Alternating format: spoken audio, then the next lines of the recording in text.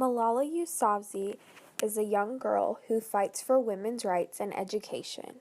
Because of her passion for these issues, she was shot in the head by members of the Taliban.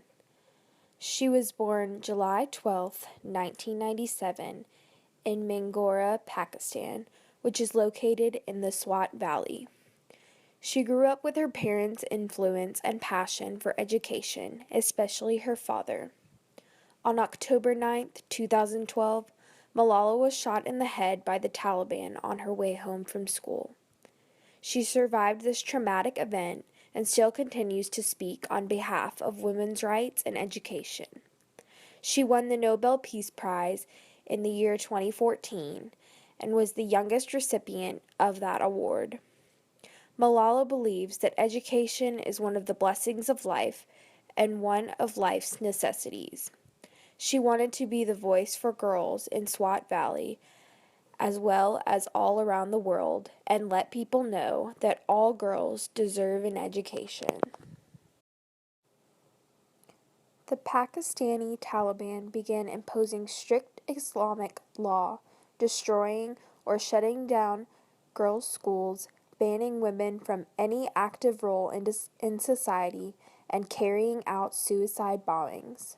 The Taliban saw it as a crime for women and girls to get an education. Malala says that the Taliban do not want women to become educated because if they are educated, they will become more powerful.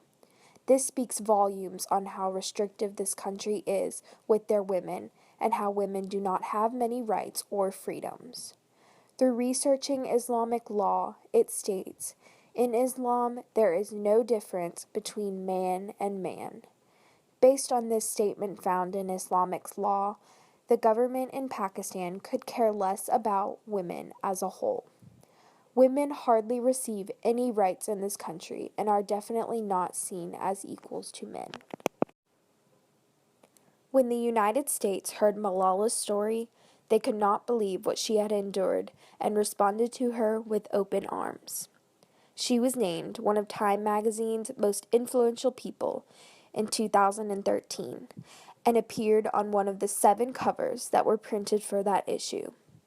Malala also appeared on many talk shows and news outlets, such as The Ellen Show, ABC, CNN, The Daily Show, and etc. On these shows, she was interviewed and shares her story with the world and continues her fight for education and women's rights. The U.S. cannot fathom how she managed to overcome her attack and continues to educate others on her cause. In the United States, we value education and see it as a top priority for people. But in places such as Pakistan, they do not see the importance for women specifically to receive one. People here in the U.S. do not think education should be shunned, but feel it should be encouraged for all people.